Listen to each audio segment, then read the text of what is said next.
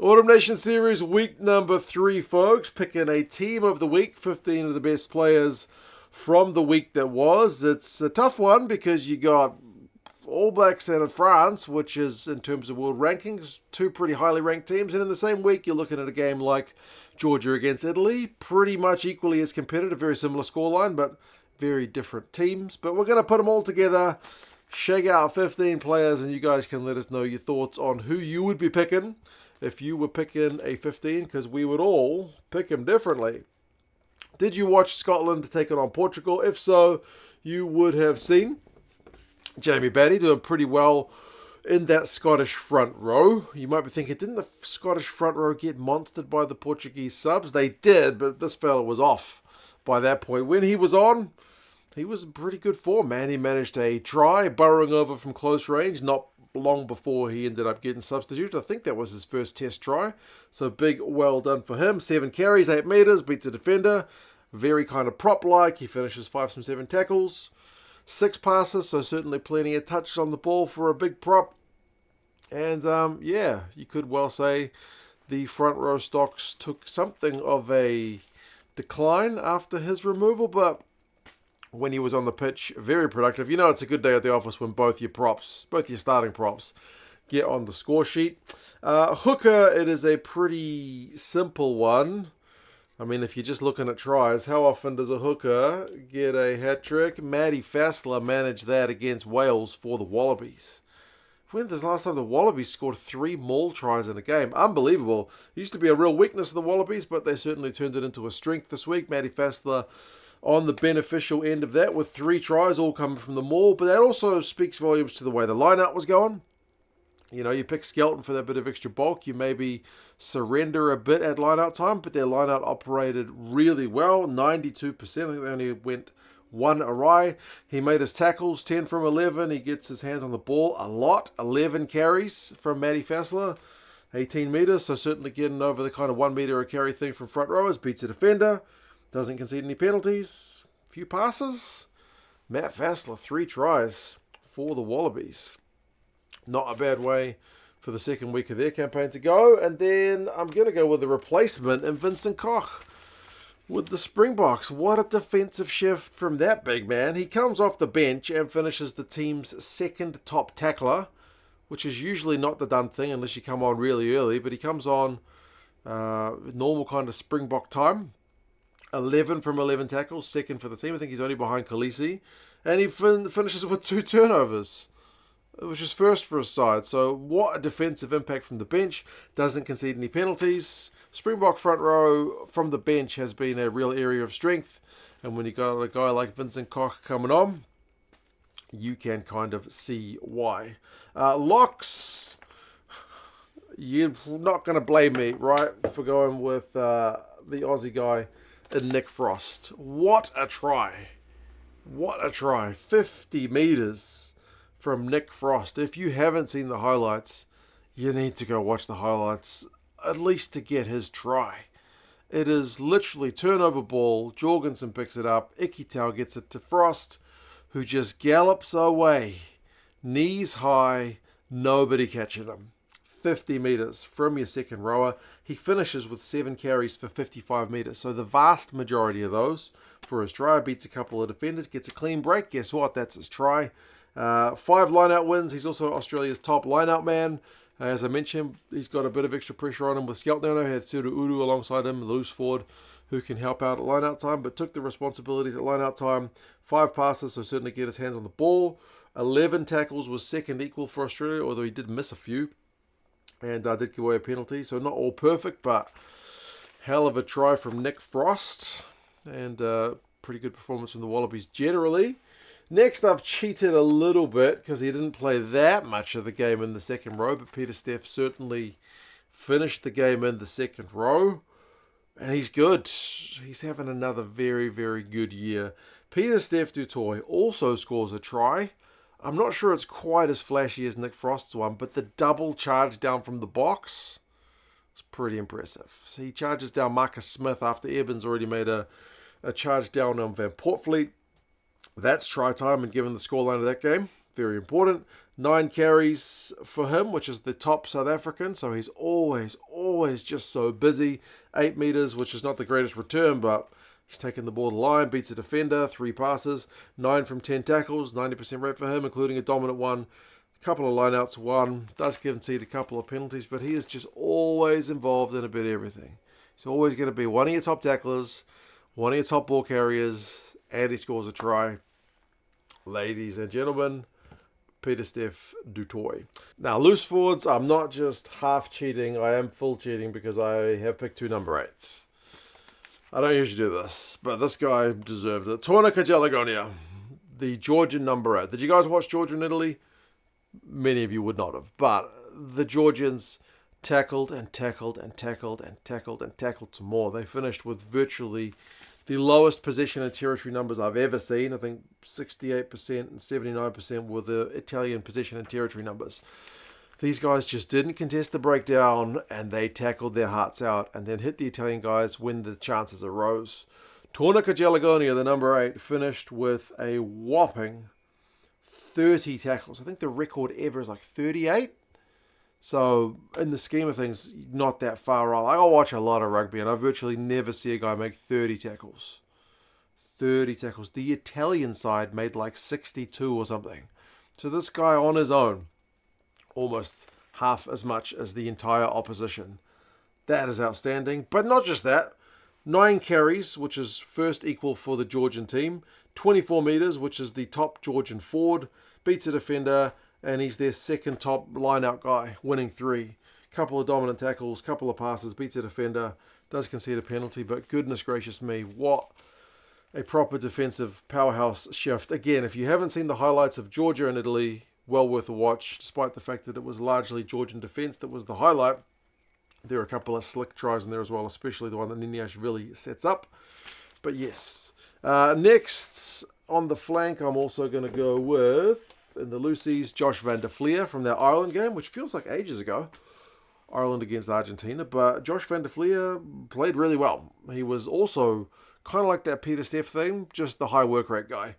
14 carries, which is the top for Irish forwards. 21 meters, so getting decent go forward. 3 defenders beaten. Also in that game, where it was kind of relatively tight defensively and it was hard to get go forward ball against the Argentinian pack, he's doing all right. 5 passes and a kick. 24 out of 26 tackles. Not that far off Jalagonia. He probably would have been the top for the week if not that Georgian effort. And he wins a turnover. Doesn't concede any penalties. I love a hard tackling loose forward. And both those guys did that with aplomb. But you can't just have that. You need a bit of the razzle-dazzle. So I have gone with Josh Bayliss from Scotland. I mean, he scored a rampaging try down the right wing against the Portuguese, and he's got great attacking numbers. Like, none of this tackle stuff. 12 carries, 83 meters for a loosie. That's phenomenal. I know the opposition's Portugal. Scotland are going to get some run meters, but that's pretty great. 3 defenders beaten, 5 passes, 6 from 6 tackles. That's 100%. But man, you want go forward ball this week. You want a loosie getting over the advantage line, scoring a try in the corner. That is Josh Bayliss. So that is your forwards. I feel a little bit bad that I haven't got any of the Argentinian guys on here, just given how much pressure they put on the Irish at the breakdown. Backs, and call me biased, but I managed to squeeze an All Black into here. I don't get many losing players in the team of the week, but Cam Roigard looked really good.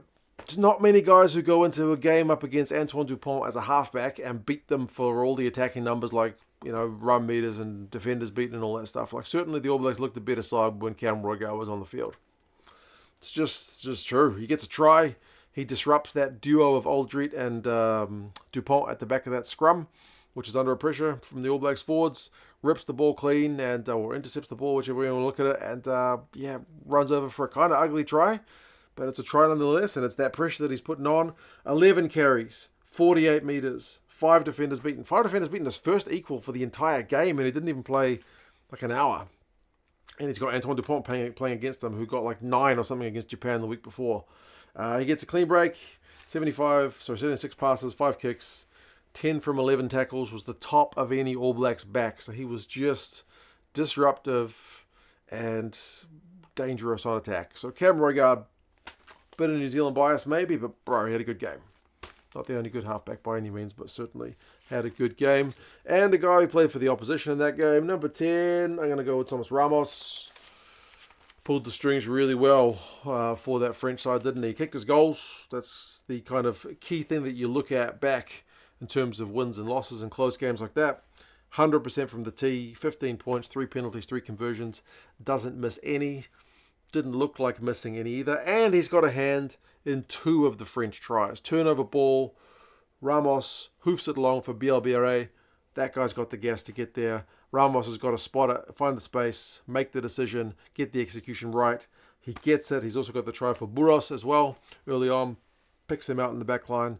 Good try. So 2 try assists in a game that didn't have that many tries. Serves as a contribution.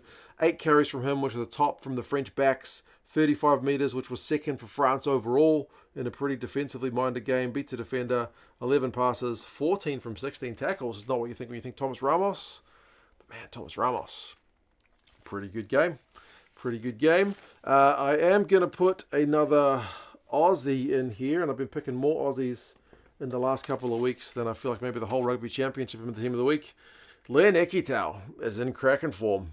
He scored a try. If you haven't seen it, bro, the footwork's really good. It's kind of comical because he assumes he's got a player outside him, but there's nobody, so he just decides to score the try himself. Bit of ankle breaking step, bit of footwork on Cam Winnett, the fullback for Wales, and he also has the try assist for the Galloping Frost try. I'm not sure if it's much of a try assist because he just passed him the ball. They do it at around 50 metres, but hey, it is credited as a try assist. Nonetheless, 12 carries, so very busy in terms of getting the ball in his hands. 62 metres.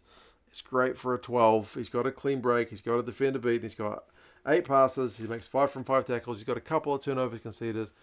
But Len Ekitau's playing really good in that Aussie midfield. And I managed to get another Irishman on the board. Gary Ringrose looked quite the part against Argentina a few days ago. Now, like I mentioned, he also had a hand in one of the Irish tries. He doesn't get an assist for it because it's Tyke Byrne who gets the try assist. But if there were secondary assists, he would get one. Bounce pass from the Irish, and he just pounces it. Senses a slight bit of defensive frailty in terms of hesitation from the Argentinian defenders, and he doesn't need a second invitation. So 10 carries, 73 metres. That's the top Irish ball carrier in terms of meterage. 4 defenders beaten, is first for Ireland in that game and second overall in that game. He's got a clean break. He's got 4 passes, 12 from 15 tackles, wins a turnover.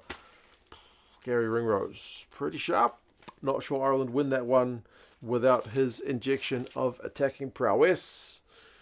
Outside backs, I'm going to go with Louis Biel from France. Jeez, that guy's quick. He just gassed the All Blacks on that kick through from Ramos.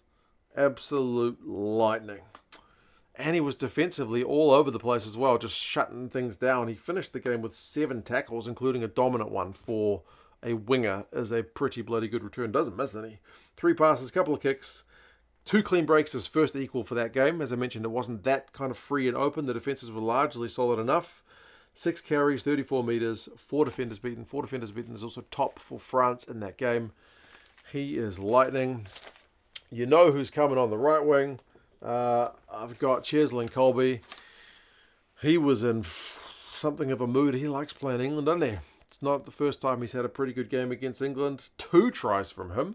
The cross kick from Libok and then the pop ball from De Allende. He'd missed the tackle on Slightholme. I mean, it was a hard one, but he'd missed the tackle on Slightholme earlier in the game, and he kind of gave the reverse treatment for his second try. Slightholme couldn't stop him. 8 carries as second of the South African players this week. 58 metres as second for South African players this week. 3 clean breaks as first for that game. Beats 4 defenders. He's got 5 kicks. 1 was poor, but he put in at least a couple of real peaches as well. One that just bounced inside the touchline. 4 from 6 tackles. Like I mentioned, there is that one miss on Slightholme, but he gets him back. He's got 1 dominant tackle. Cheslin Colby, quite the player. And then a guy who I snubbed last week, but I can snub him no more. Tom Wright from the Wallabies finishes with a hat-trick of tries. Beats some defenders for 1. Intercept for another. Just good backline play for the final salt in the wound one. 243 run meters for Tom Wright is quite bonkers. And more than Georgia had in their entire game against the Italians. So, very undeniable. He's the fullback this week. 5 defenders beaten, 3 clean breaks, 12 carries, 15 passes, 2 offloads, 3 from 4 tackles. I seem to remember he mucked up, was it a kickoff that led to a Welsh attacking play after one of the restarts? But overall, very, very, very positive contribution from Tom Wright for the Wallabies this week. I'll give some honourable mentions, but I'm going to limit myself to one a team, because otherwise we will be here all day. There were so many games on. Jack Morgan for Wales in what was a pretty disappointing effort. Still looks a good player. Sam Underhill for England, likewise. One of their best players on the pitch. Some big hits and scored himself a try. Grant Williams for the Boks. What a set of wheels on that guy if you're talking about other good halfbacks. Lolosio also for the Wallabies. I think had one of his better games. It's happy days when your forward pack's doing what they do, but made him look a lot better player, didn't it? Menoncello for the Italians in what was kind of a hard-fought win. I didn't manage to get any Italians on the board, which is a surprising one, seeing as they got a win, but he was one of their better options going forward. Juan Cruz Malia is the guy I highlight for the Argentinians, even though their pack did really well. He was certainly really dangerous at fullback, and I had written everything down for him until Tom Wright played his game. Niniashvili, likewise for the Georgians, in his first half was probably player of the week, but over the course of the game, not so much. It's hard to deny Tom Wright.